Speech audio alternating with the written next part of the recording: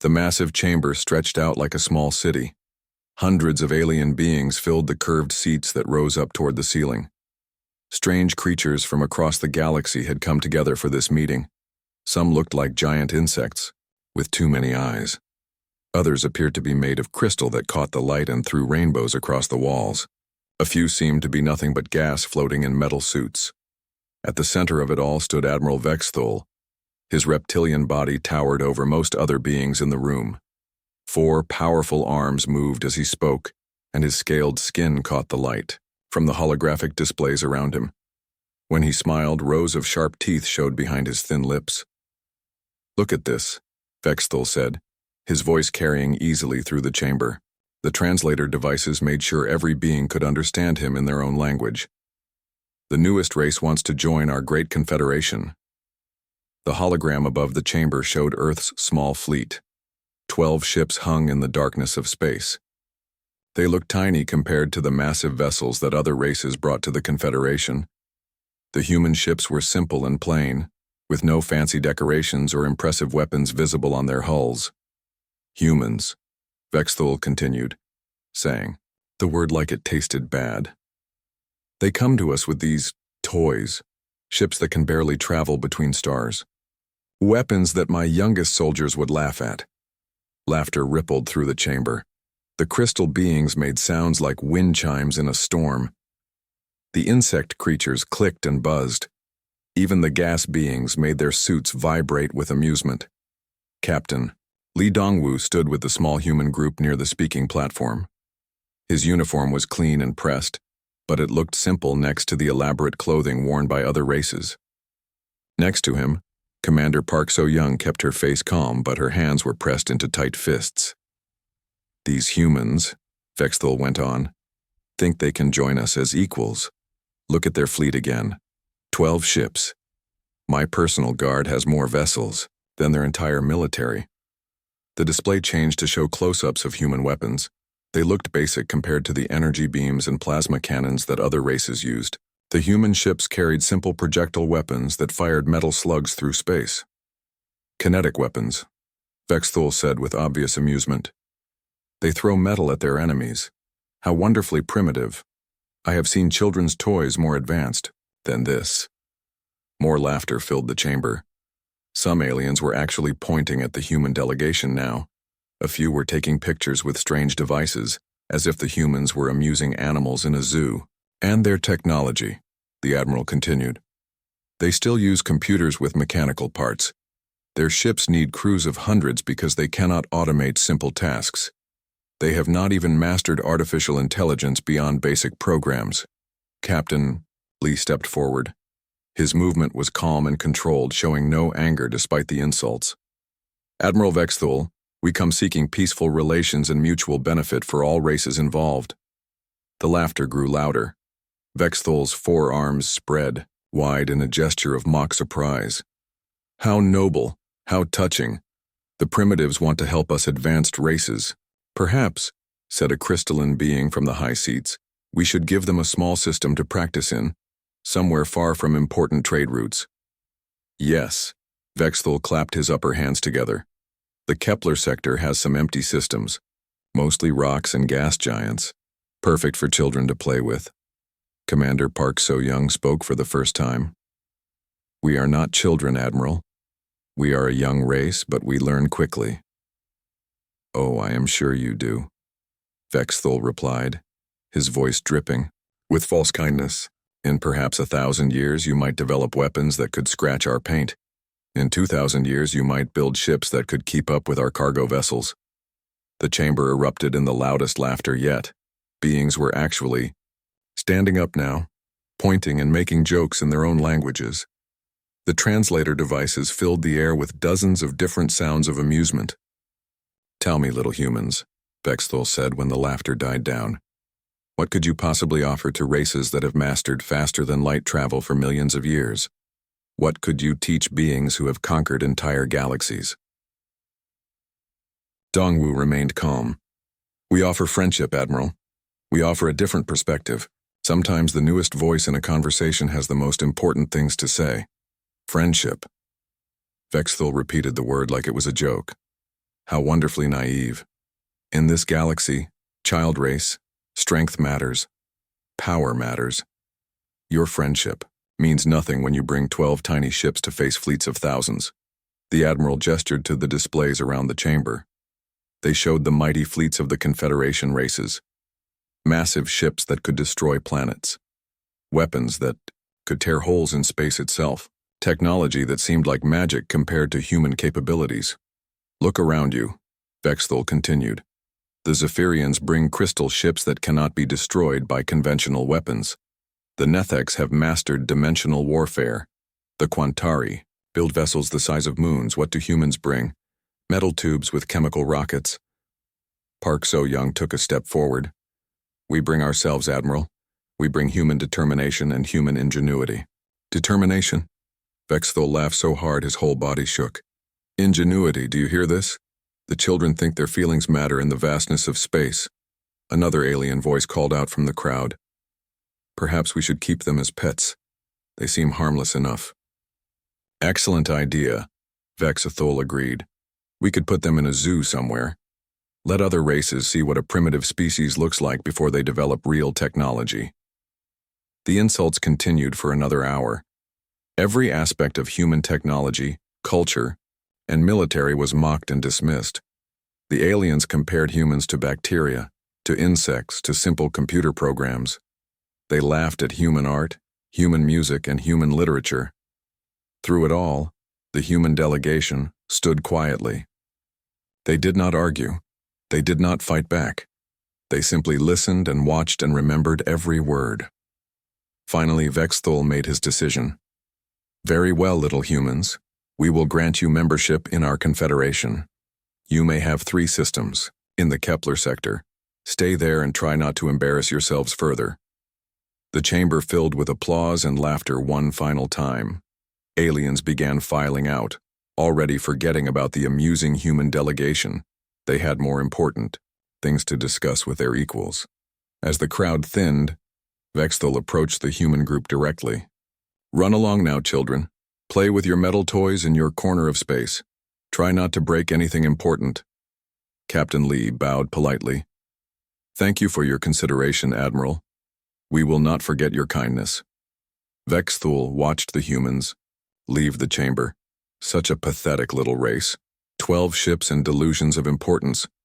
He would probably never think about them again. He had no idea how wrong he was. 3 months had passed since the humans received their small corner of space. Admiral Vexthul sat in his command chair aboard the Dominion, the largest warship in the Crimson Hegemony fleet. The massive vessel could destroy entire solar systems if needed. Its crew of 10,000 beings worked around the clock to maintain the ship's incredible power. Vexthul expected to never hear about humans again. They would probably struggle to colonize even one of their assigned worlds. Their primitive technology would break down in deep space. Within a few years, they would likely beg for help from more advanced races, but the reports coming across his desk told a different story. Sir, said his aide, a nervous Quantari robot called Prime 7. It's optical. Sensors flickered as it spoke. We have received some unusual intelligence reports about human activities. What kind of activities? Vexthul asked without looking up from his tactical displays. He was reviewing fleet positions across hegemony space. Keeping an empire of 300 systems required constant attention. They appear to be busy, sir. Vexthul finally turned toward his aide. Busy? Doing what? Playing with rocks in their little sandbox? Prime 7 displayed a holographic report in the air between them. Lieutenant Kang Minho, the human intelligence officer who attended the Confederation meeting, has been detected in several restricted areas. Impossible, Vexthul said immediately. Our security systems would stop any primitive infiltration attempt. That is what we believed, sir.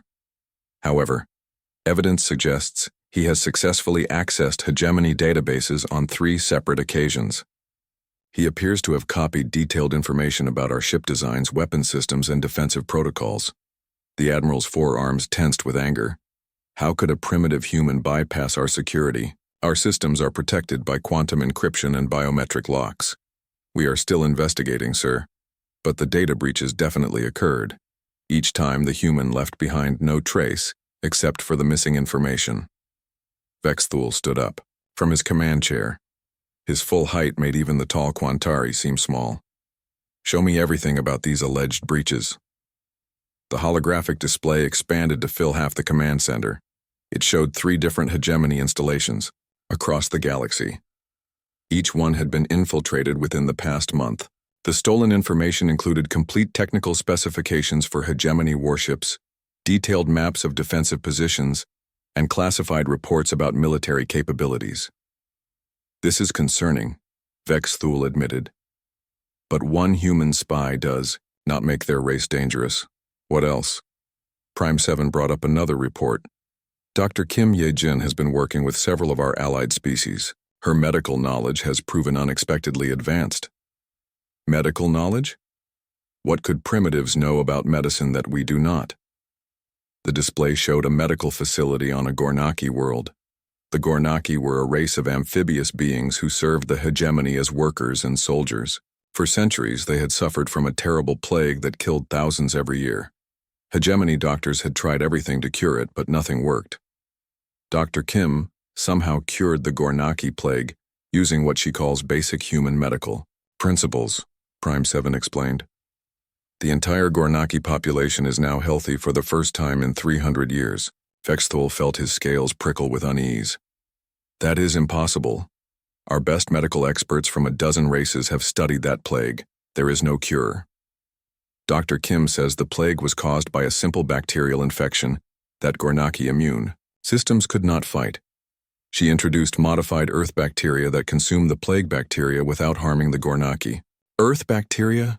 Vexthul's voice rose with disbelief. She cured an ancient plague with dirt bacteria from a primitive world? The results speak for themselves, sir.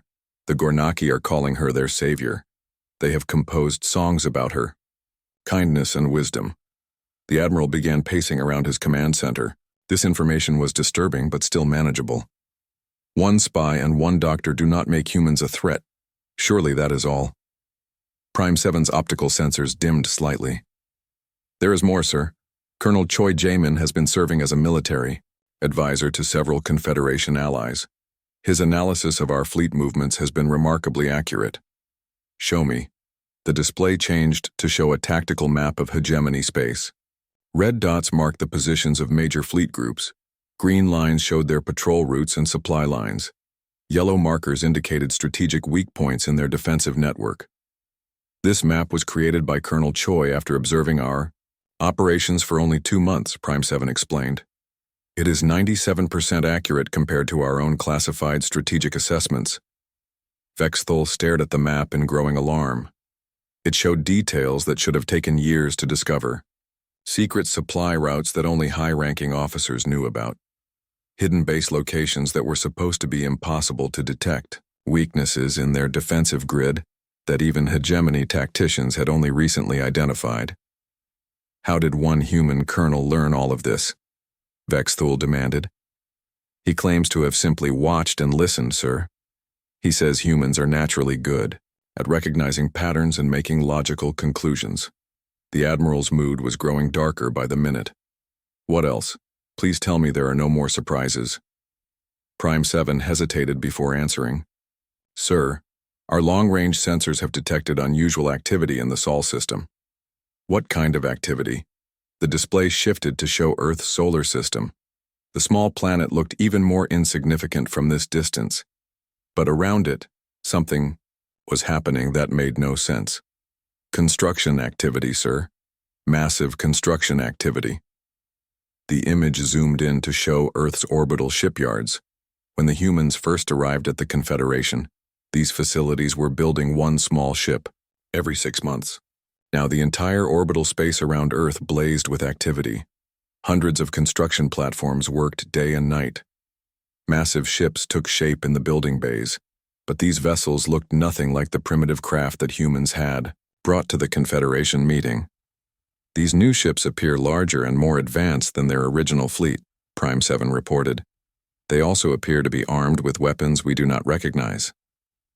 Vexthul studied the images carefully. The new human ships had sleek hulls covered in strange geometric patterns. Their weapon arrays were completely different from the simple kinetic weapons they had displayed before. Some kind of energy projection system covered the hulls like a second skin. "How many ships are they building?" he asked quietly. "Conservative estimates suggest over 300 vessels currently under construction, sir. Production appears to be accelerating every week." 300 ships? Vexthul's voice was barely a whisper. "They went from 12 ships to 300 in 3 months?" "Yes, sir. And these appear to be just the ships we can see. Intelligence suggests they may have additional construction facilities hidden throughout their solar system." The Admiral sank back into his command chair. His confident mood from 3 months ago was evaporating like water in vacuum. "What else do we know about these new ships?" "Very little, sir. They appear to use technology we do not recognize. Their power signatures are unlike anything in our databases. Most concerning of all, they seem to be designed for warfare rather than exploration." Vexthul was quiet for a long moment. When he spoke again, his voice carried none of its usual arrogance. "Prime 7, send messages to all hegemony fleet commanders. I want detailed reports on any human activity in their sectors." "Yes, sir. Should I also alert our allies in the Confederation?" The Admiral considered this carefully. Admitting that humans might be more dangerous than expected would make him look foolish, but ignoring a potential threat could be even worse. "Not yet," he decided. "Let us gather more information first. Perhaps the humans are simply more resourceful than we initially believed." But even as he said the words, Vexthul felt a chill run through his scaled body. The primitive children he had mocked 3 months ago were building a war fleet. A large war fleet. A technologically advanced war fleet. For the first time since the Confederation meeting, Admiral Vexthul was not laughing. The war room deep inside Luna Base looked nothing like the primitive command centers that aliens expected humans to use. Banks of advanced computers lined the walls, their screens showing star maps and tactical data that would surprise anyone who thought humans were technologically backward. General Han Wu-jin stood at the center of it all, his uniform bearing the marks of a career soldier. Around him, 50 of Earth's finest military minds waited for his words. These were not the nervous diplomats who had faced alien mockery 3 months ago.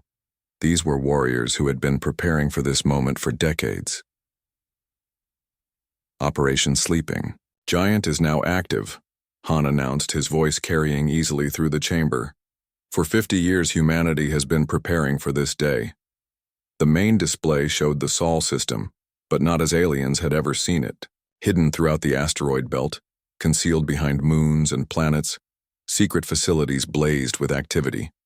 Shipyards that had been disguised as mining operations, weapons factories built inside hollow asteroids, training centers hidden on the dark sides of planets. Admiral Park So-young stepped forward. She wore the stars of her new rank with quiet pride. 3 months ago, she had been a commander facing alien insults. Now she led the largest fleet in human history. Every exploration mission, every research vessel, every peaceful colony ship carried dual purposes, she explained. While our diplomats talked about friendship, our ships were mapping enemy territories and identifying weaknesses. The display changed to show hegemony space in incredible detail. Every major fleet base was marked. Every supply route was mapped. Every communication relay was identified. Red dots showed vulnerable points where a small force could cause maximum damage. "We have been watching and learning for half a century," Park continued. "Every alien ship that visited Earth was scanned completely. Every piece of technology we saw was analyzed and improved upon. Every tactical doctrine was studied until we understood it better than its creators." Fleet Admiral Lee Dong-woo approached the central display table. The man who had faced Vexthul's mockery with calm dignity now commanded respect from every person in the room. "They think we are naive," Lee said quietly. "They think we are weak. They believe their own propaganda about primitive humans with primitive technology." He gestured to the display, which now showed humanity's true fleet strength. Not 12 ships, but 12,000. Not primitive vessels, but advanced warships incorporating the best technology from dozens of alien races.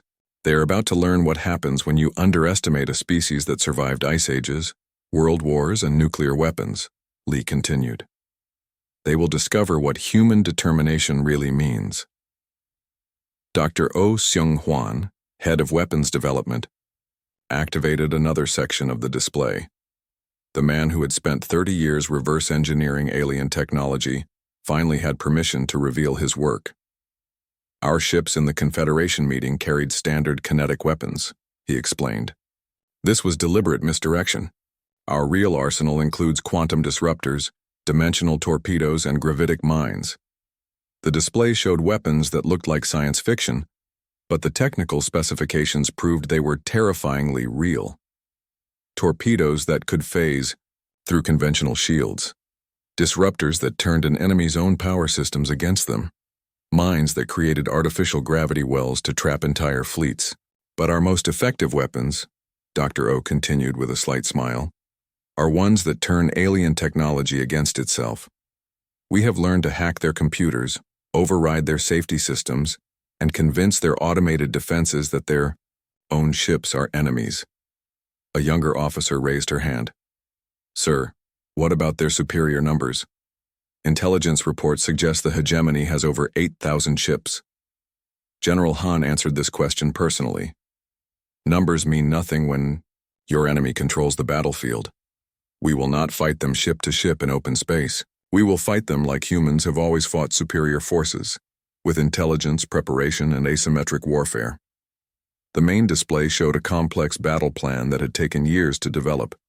Human forces would strike simultaneously, across dozens of systems, targeting communication hubs, supply depots, and isolated patrol groups. Rather than trying to match alien fleets in direct combat, they would make it impossible for those fleets to coordinate or resupply.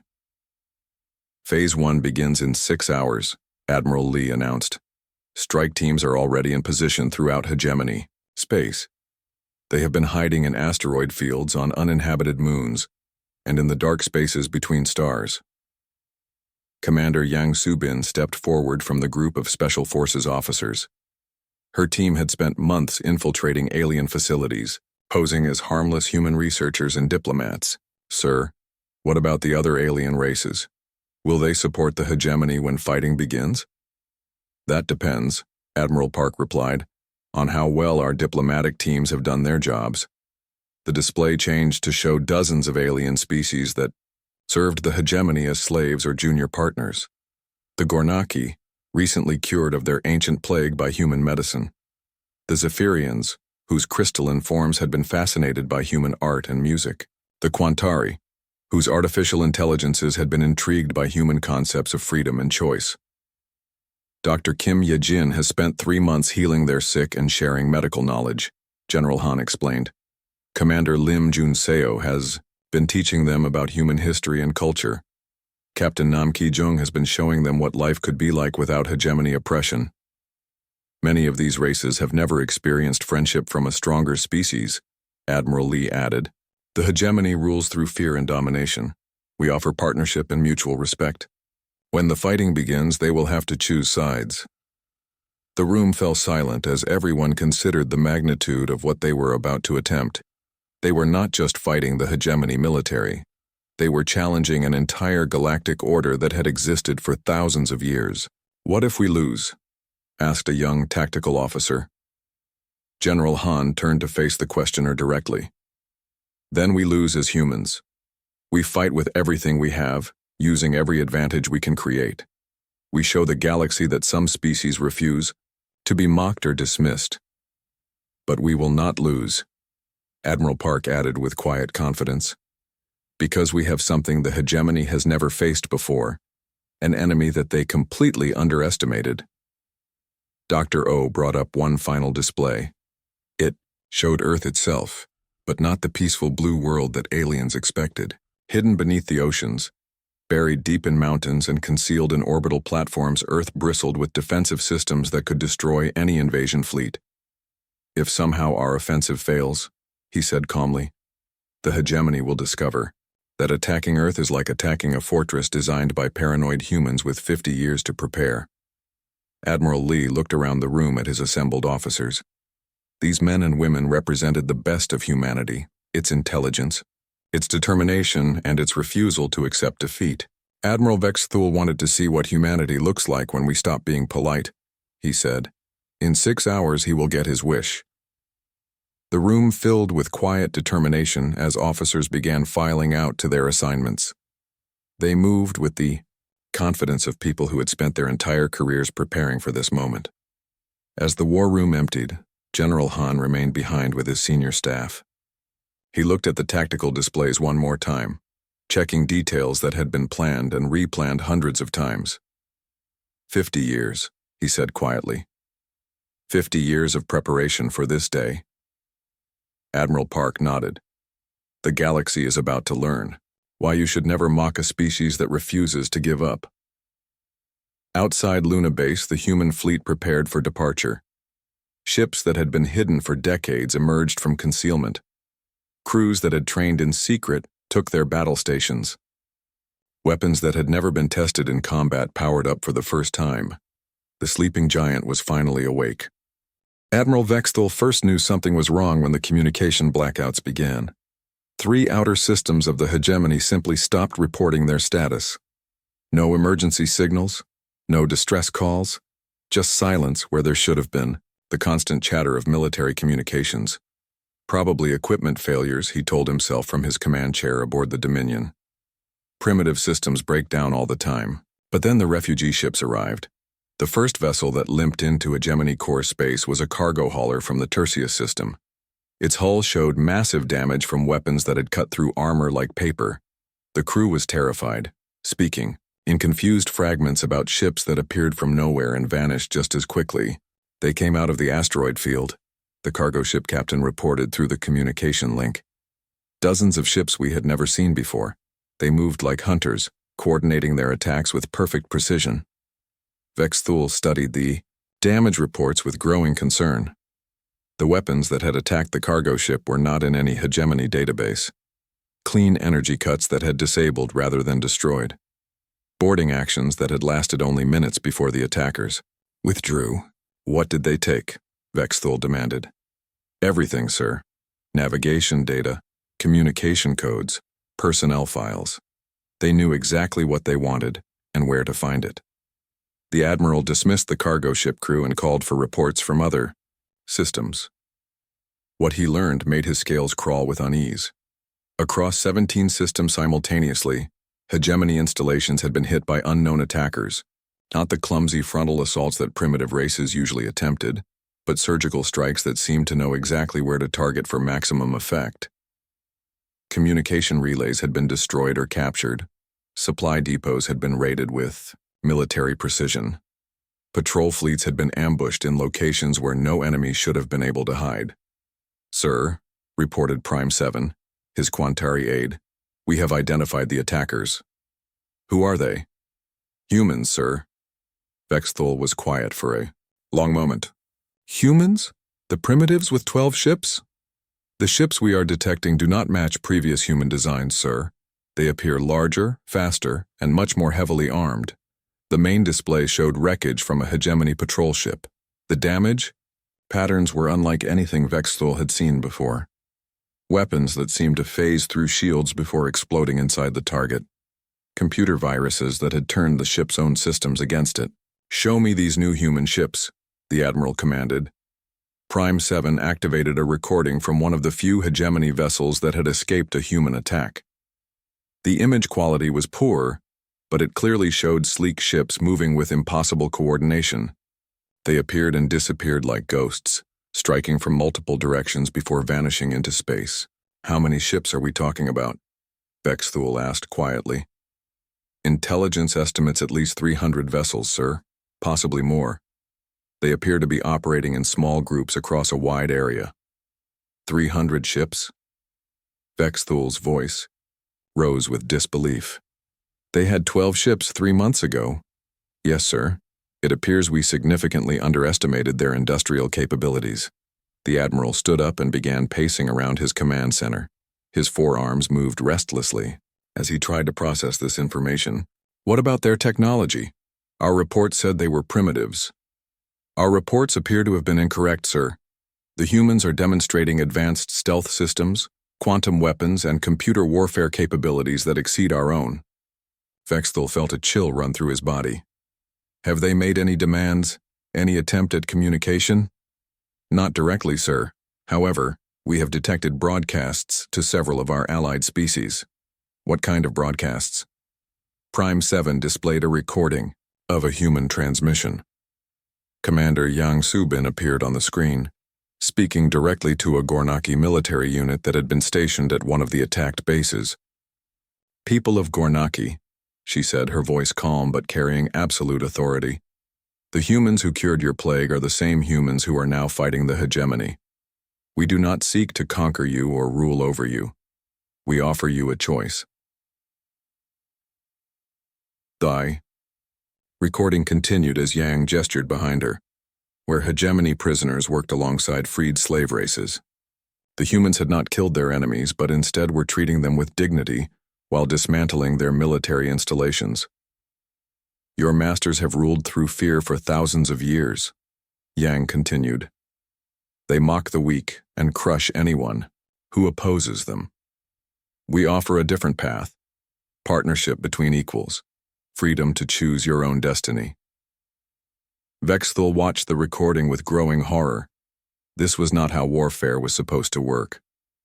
Primitive races were supposed to attack with crude weapons and obvious tactics. They were not supposed to combine military strikes with political propaganda. Sir, Prime 7 interrupted his thoughts. We are receiving reports of uprisings on several hegemony worlds. What kind of uprisings? Slave races are rebelling against their hegemony overseers. The Gornaki have declared independence. The Zephyrians are refusing to provide materials for ship construction. Even some Quantari units are experiencing what they call consciousness errors. The Admiral sank back into his command chair. This was getting worse by the hour. Show me the tactical situation. The main display changed to show hegemony space in strategic overview. Red zones marked areas where human attacks had occurred. Yellow zones showed systems with confirmed uprisings. Orange zones indicated areas where communications had been lost or disrupted. Nearly a quarter of hegemony territory was now marked with warning colors. How is this possible? Vexthal demanded. How do primitives coordinate such a widespread campaign? We believe they have been preparing for this attack for much longer than we realized, sir. Intelligence suggests the humans have been infiltrating our territory and gathering information for years. The Admiral thought back to the Confederation meeting 3 months ago. He remembered Lieutenant Kang Min-ho, the quiet human intelligence officer who had seemed so harmless. Dr. Kim Ye-jin, who had healed Gornaki plague victims. Colonel Choi Jaemin, who had observed hegemony fleet movements with such innocent curiosity. They were spying on us, he said quietly. For months, they sat in our meetings and watched our operations and learned our weaknesses. It appears so, sir. Every human who attended diplomatic functions was also gathering military intelligence. Vexthal felt his confidence crumbling like an old building in an earthquake. The primitive children he had mocked were running a sophisticated intelligence operation while pretending to be harmless explorers. Sir, Prime 7 said urgently, we are receiving a priority transmission from Admiral Kothvar in the Centauri sector. Put him through. Admiral Kothvar appeared on the communication screen, his insectoid features twisted with alarm. Vexthal, we have a problem. The humans have captured the Centauri communication hub. How is that possible? That facility is protected by an entire fleet. The fleet is still here, but the humans somehow got inside the station. They did not destroy our equipment. They turned it into their own communication network. Vexthal felt his breathing become rapid and shallow. What do you mean? I mean the humans are now listening to every military communication in this sector. Worse, they are using our own network to coordinate their attacks. The implications hit Vexthal like a physical blow. If humans controlled hegemony communications, they would know about every fleet movement, every defensive plan, every attempt to organize a counterattack. Sir, Prime 7 added, we are receiving similar reports from 12 other sectors. The Admiral stared at the tactical display in growing disbelief. Red markers now showed captured communication hubs across hegemony space. The humans had not just attacked random targets. They had systematically seized control of the military's nervous system. How? He whispered. How do primitives plan something like this? The answer came from an unexpected source. A new transmission appeared on his communication screen, broadcast on all hegemony frequencies simultaneously. Commander Yang Subin looked directly at him from the captured communication hub. Behind her, hegemony equipment operated under human control while freed slave races worked alongside human soldiers. Admiral Vexthul, she said with a cold smile.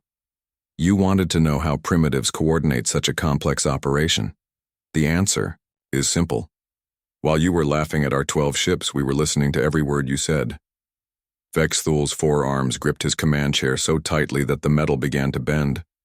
For 3 months we have known every troop movement, every supply schedule, every weakness in your empire, Yang continued. Your mistake was not underestimating our technology. Your mistake was underestimating our ability to make friends. The transmission ended, leaving Vexthul staring at a blank screen. Around him, his command crew worked frantically to restore communications and coordinate their scattered forces. But the Admiral knew the truth now. The humans had not won through superior firepower or advanced technology.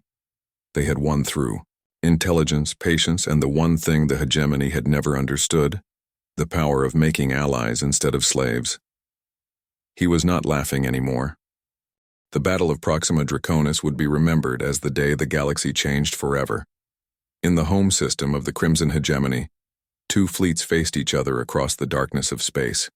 On one side, Admiral Vexthul commanded 8,000 ships representing the combined might of the most powerful empire in the galaxy. On the other side, Admiral Park So-young led what appeared to be a pathetically small human force of 300 vessels. You see? Vexthul broadcast to his allied commanders across the fleet communication network. Even now, after all their tricks and surprise attacks, the humans bring insufficient numbers to face us in open battle. The human fleet hung motionless in space, their ships maintaining perfect formation despite being vastly outnumbered. At the center of their formation, the UES Indomitable served as Admiral Park's flagship. Its hull bore the scars of battles across 17 systems, but it showed no signs of retreating.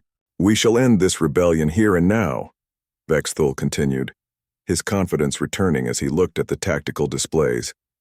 Crush these primitive upstarts and remind the galaxy what happens to those who challenge the hegemony. His allied commanders responded with enthusiasm.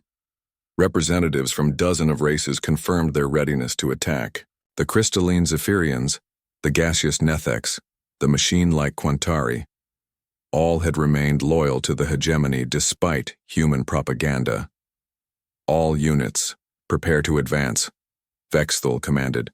We will destroy them completely. But before his fleet could move, something impossible happened. Space itself seemed to tear open behind the human formation. Massive dimensional gates appeared from nowhere, crackling with energy that made nearby stars flicker. Ship after ship poured through the gates. Not hundreds, but thousands. The true human expeditionary force emerged from dimensional fold space, their hulls bearing the battle damage of campaigns across the galaxy. What? Vexthul's voice cracked with disbelief.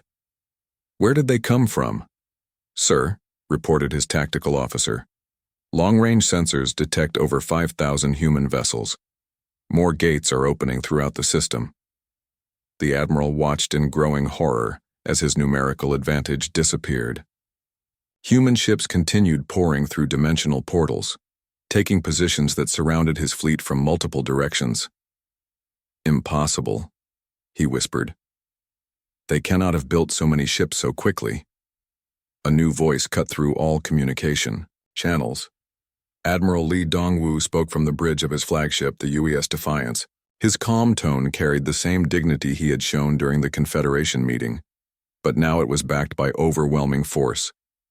Admiral Vexthul, you wanted to see what humanity looks like when we stop being polite. Today you get your wish?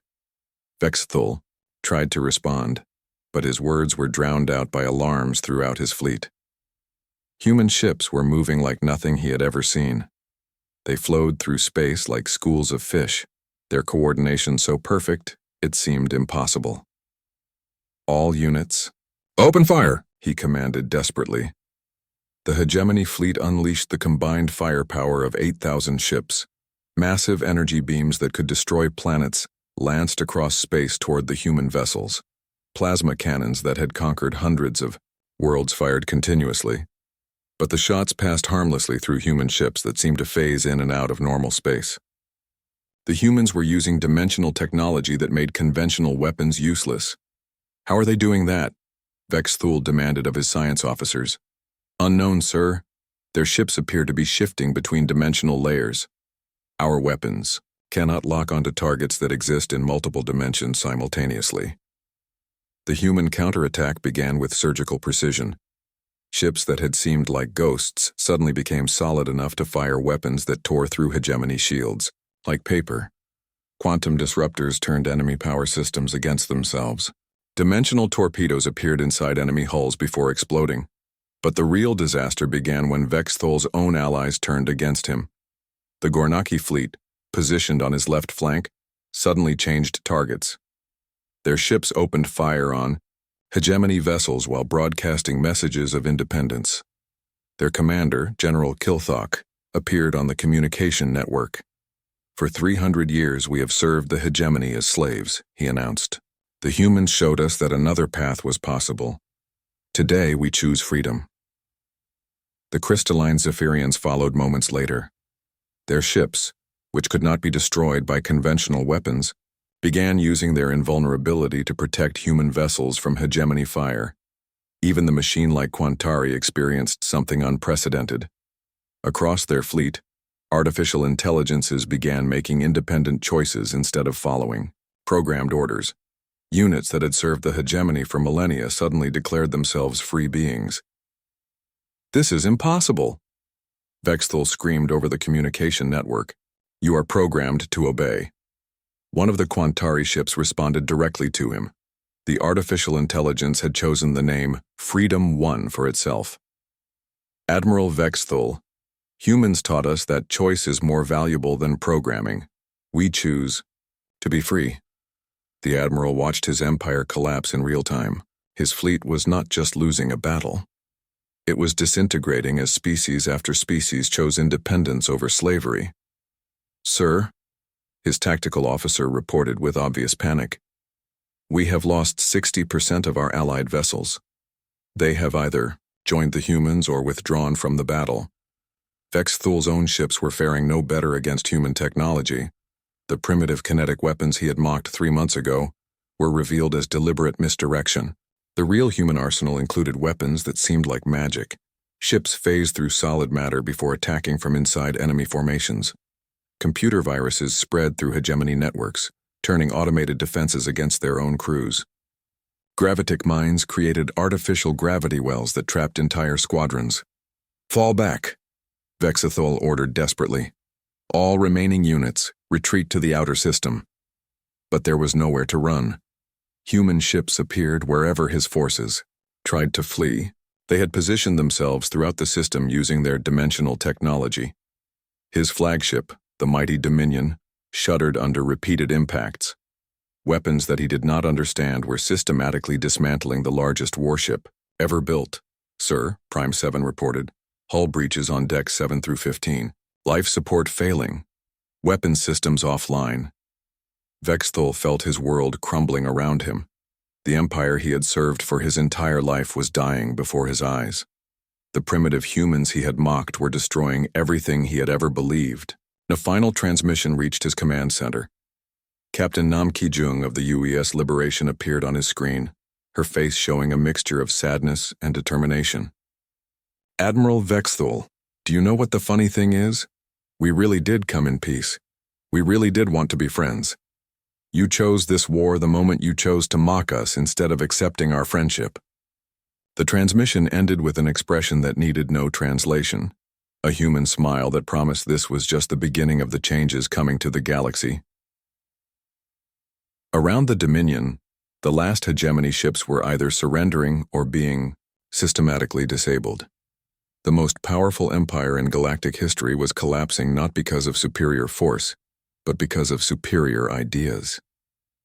Vexthal slumped in his command chair, watching his life's work die around him.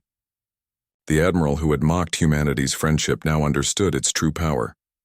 Humans had not conquered the galaxy through force.